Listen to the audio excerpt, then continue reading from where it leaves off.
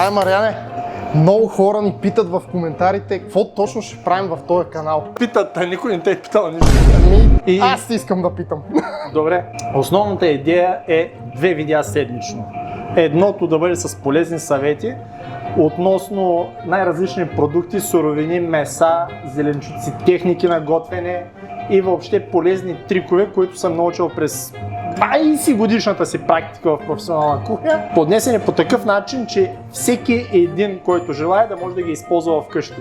Ще спестят пари, ще спестят време и със сигурност ще подобрят качеството на храната, която консумирате ежедневно. А второто видео, бих го нарекал основно, ще бъде именно с рецепти, които могат да ви вдъхновят да приготвите някой от тях или да ги използвате като основа, за да отново подобрите менюто си у дома. Като идеята ни е да го направим достъпно, така че всеки да може да го приготви лесно и бързо у дома. А те ще спестят пари, а ние ще изкараме ли? Едва не.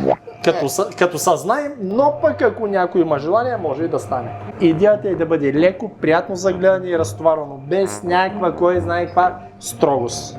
Ясно. Така Добре. че според мен си заслужава и абонирането, и разбира се гледането след това. Сега тия, които са ме питали, да са доволни. Да, т.е. ти. Да. Примерно.